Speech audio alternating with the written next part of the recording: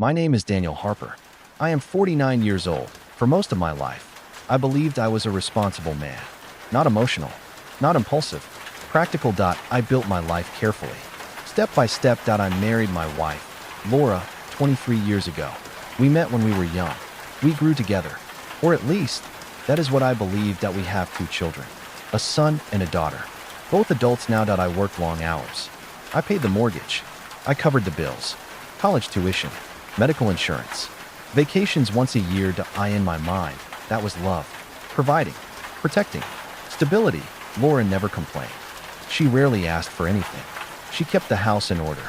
She smiled when needed. I thought she was content. Looking back, I realized something important. Silence is not peace. Silence is often resignation. The day everything changed was not dramatic. There was no argument, no shouting, no warning. It was a normal Tuesday. I came home earlier than usual. A meeting had been canceled. That almost never happened. The house was quiet. Too quiet. The kids were gone.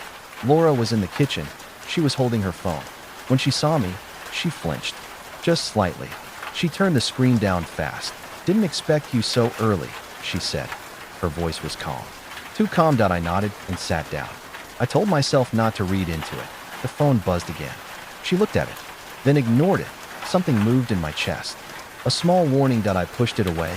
Laura was not that kind of woman. That is what I told myself. Over the next few weeks, small things started to add up. She took her phone everywhere. Bathroom, bedroom, even outside to check the mail. She smiled at messages she never shared. She became distant, but not cold. Almost lighter. That bothered me more than anger would have. One night, she fell asleep on the couch. The TV was still on. Her phone rested on the coffee table. I stood there for a long time, arguing with myself. I had never gone through her phone before. Not once in 23 years. But that night, my hand moved on its own. The screen lit up. No password. A message thread was already opened. A man's name. Someone I did not know. The last message read, "I miss you tonight." My breathing changed. I scrolled. "I wish you were here instead of him." Him. That was me. Photos followed. Not explicit, but intimate. Her smile in those pictures was unfamiliar. Free. Alive. I felt something break inside me. Not loudly. Quietly. That hurt more. I placed the phone back exactly where it was. I did not wake her. That night, I did not sleep. I stared at the ceiling, replaying every year. Every choice. In the morning, she acted normal. Coffee. Small talk. Routine. She kissed my cheek before leaving the house. I realized then that betrayal is not a moment. It is a process, and I had been absent for most of it. After that night, I stopped seeing my home the same way. The walls felt thinner. The silence felt staged. Laura moved through the house like an actress who knew her marks. Coffee at 7. Gym bag by 8. A smile before leaving. Everything looked normal. Nothing felt real. I did not confront her.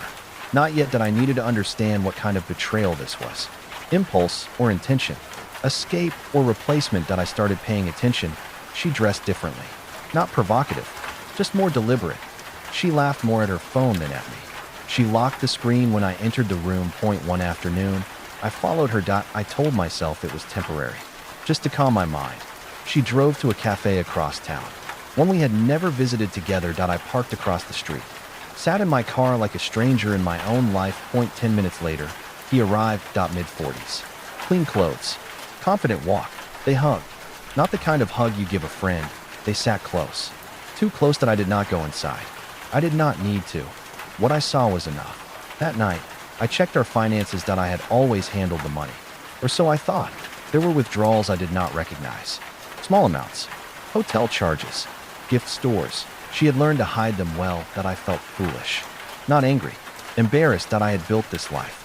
And somehow lost control of it without noticing. A week later, she told me she needed space. She said it calmly, like a business discussion. "I feel invisible," she said. "I don't know who I am anymore." I listened. I nodded. I did not argue. That confused her. She expected guilt, apologies, promises. I gave her none. Instead, I asked one question. "How long?" She looked away. That was my answer. She moved out 2 days later. Took clothes, personal items. Nothing sentimental. The house felt empty, but lighter. Then the legal notice arrived. She had already contacted a lawyer. Filed first, divorce, asset division, Spousal support. It was calculated. Prepared. This was not a mistake. It was a strategy. Our children took her side at first. They believed her version. He was distant.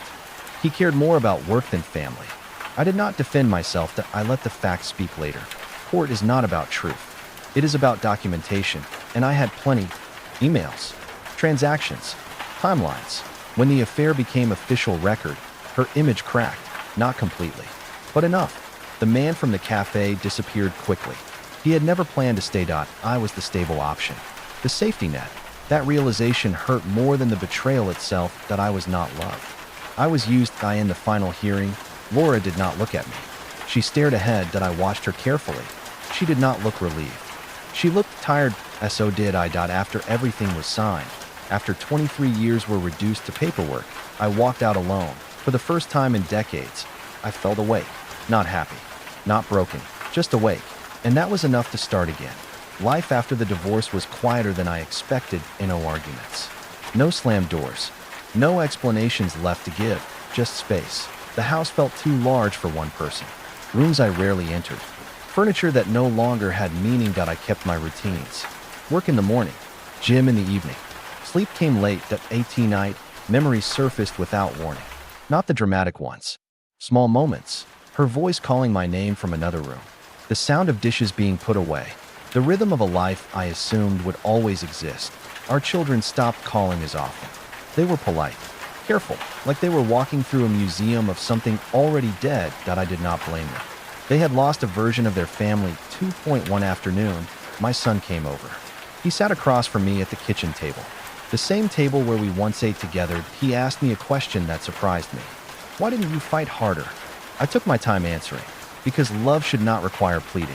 Because respect cannot be negotiated. But I said none of that. I didn't want to win, I said. I wanted the truth. He nodded slowly. That was the moment I realized something else. My children were adults now.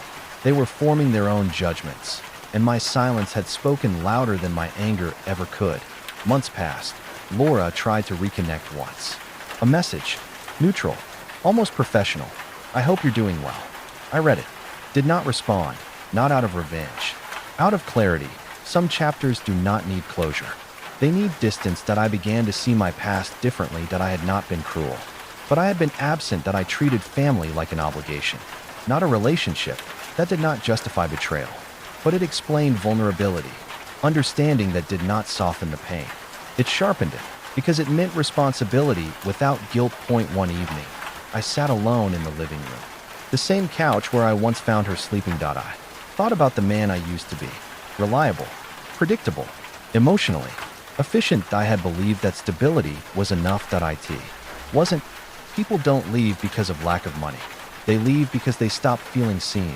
And people don't betray suddenly. They drift first, quietly. I did not hate Laura. Hate would have meant attachment. What I felt was acceptance. And that was unfamiliar territory. For the first time, my future did not include anyone by default. No assumptions, no guarantees, just choice. And choice, I learned, is heavier than obligation.